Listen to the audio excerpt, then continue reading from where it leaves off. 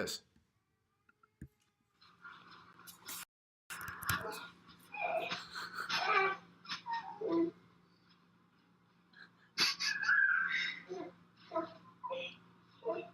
Gary's getting...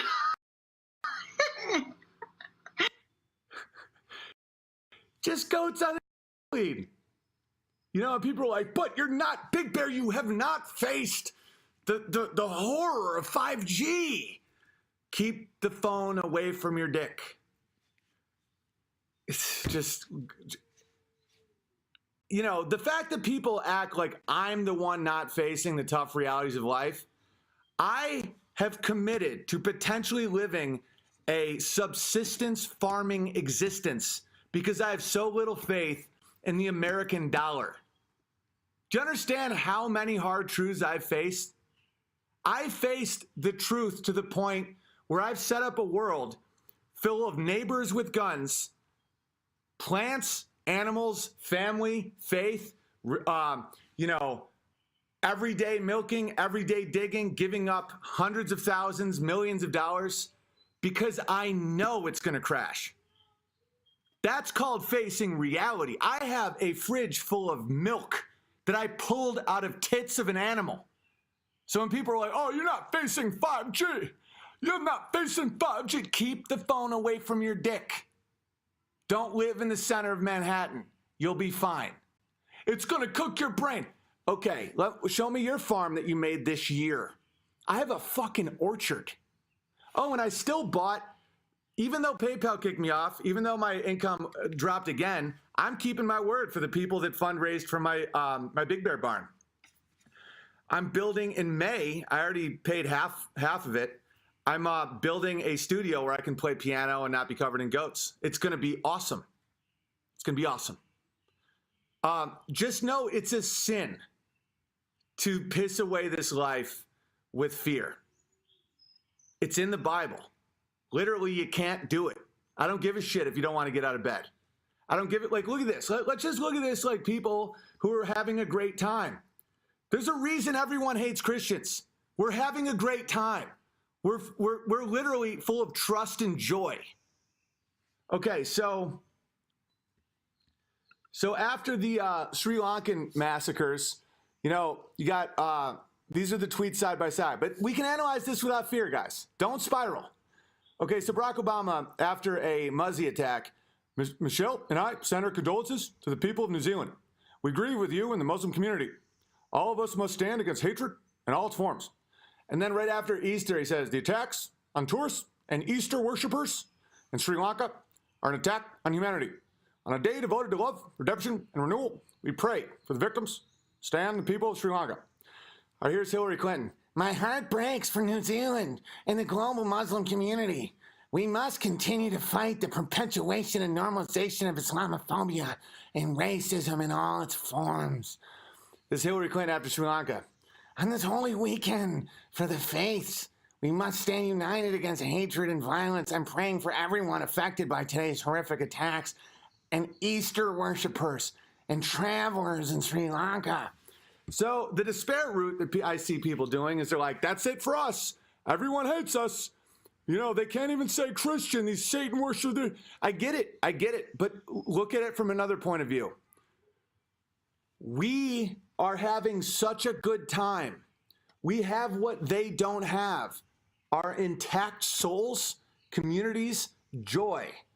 We have the ability to get out of bed and understand that someone died for our sins.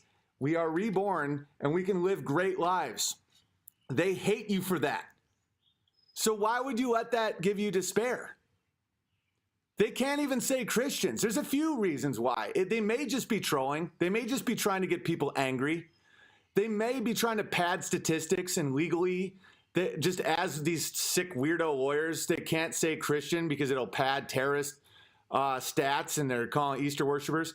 Yeah, they could be trying to mock that, like, they think Easter is some sort of pagan ritual part of Christianity. No, it's the Christ is risen, Easter, and the whole bunny chocolate thing kids like, and it kind of reminds you to fuck the spring and make more people.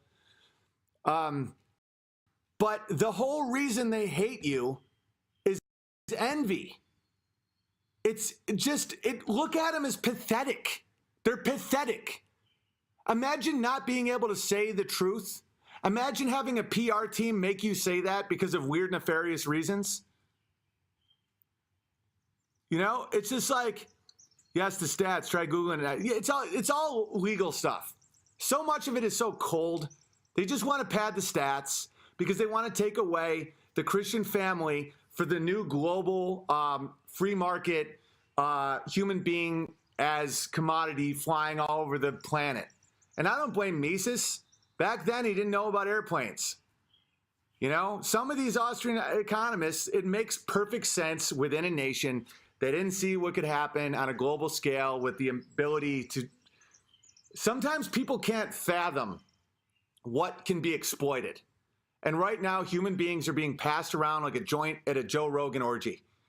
Just, here, you want some Guatemalans? Take them. Oh, you want some Muzzies? They make great slaves. One of the reasons that the Muzzies are invading everywhere is because they make great slaves.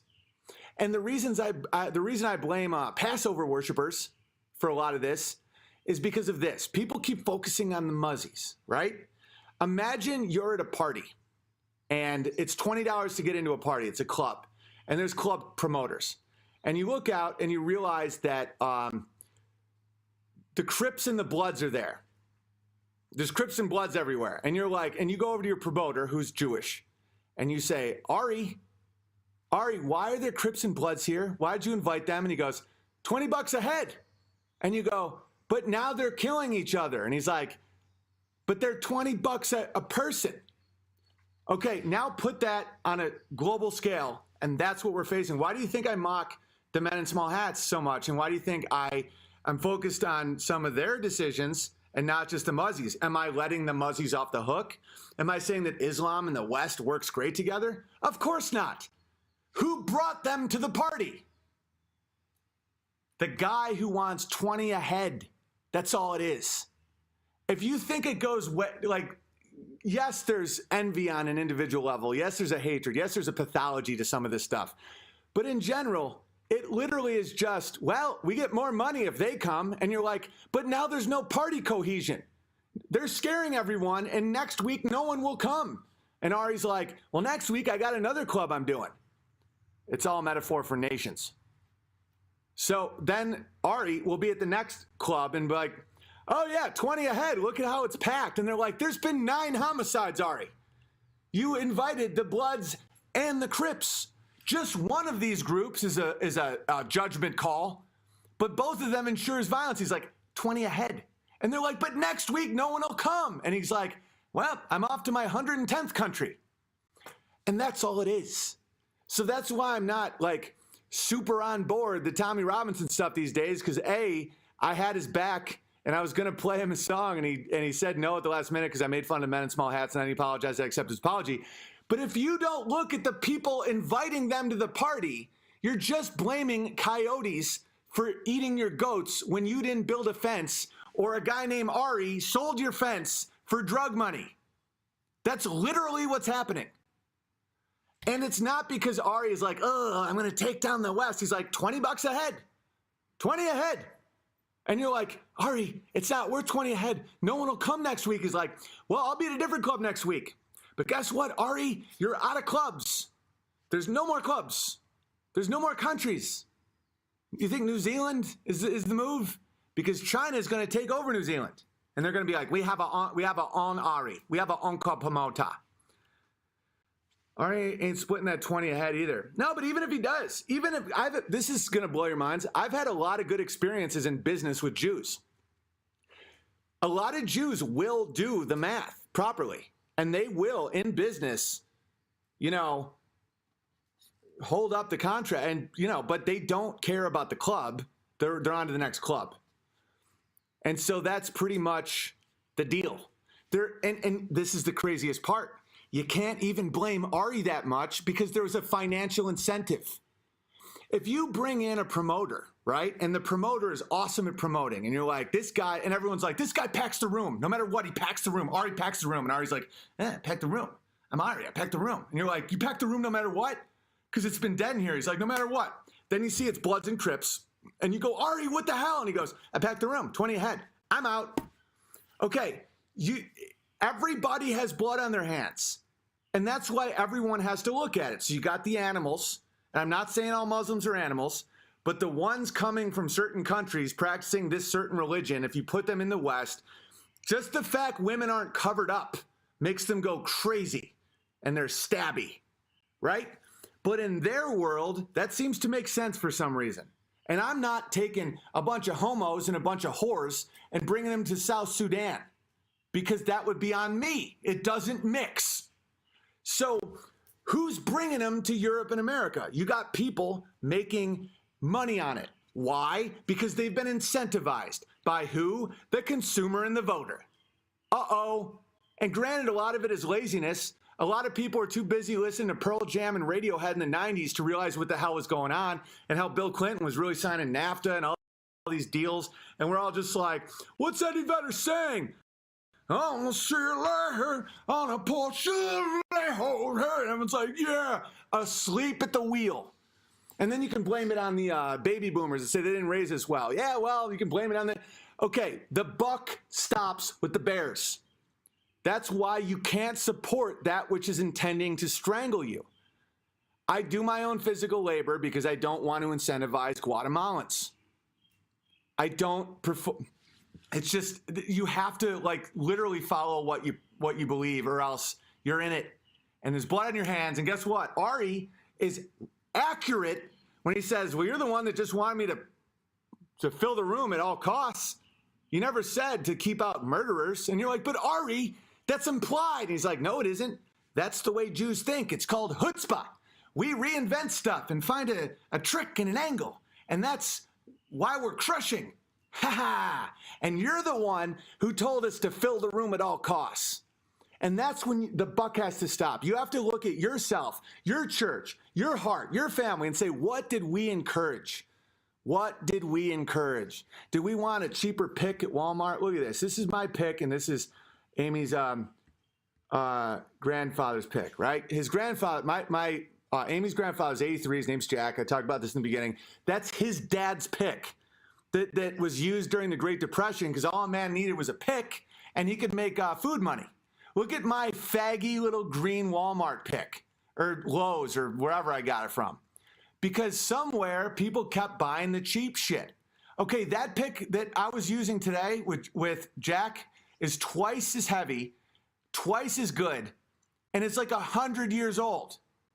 So who's really responsible? The consumer. Because we didn't support our brothers and sisters down the street with their small business making high quality stuff because we wanted cheap shit to keep up with the Joneses, right? Because you want to get that pussy. You want to get that pussy, yo. You want them greenbacks, yo. You listen to that shit. You want that pussy, yo. Own it. Why do you think I don't just say Jews are the problem? Why do you think I don't just say Muslims are the problem? Why do you don't think I don't say Christians, myself, my family, like we all are part of this cycle.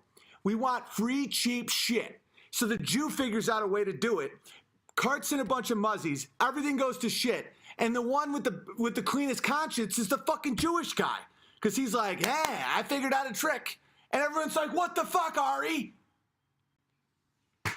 And you know what they can count on? Blaze TV to cover the tracks.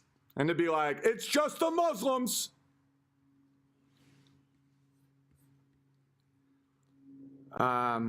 The Eddie Vedder bit is funny as hell. Oh, it's true. Oh, and I'm in all of this. Don't think that I'm judging you. Like this came from some tough realizations about my own life. I used to just listen to Eddie Vedder all the time. $20 a head. All right. Damn right. Can unauthorized partner with Gavin McGinnis? Yeah, I mean, he's the type of guy that would be welcome. He's a great guy.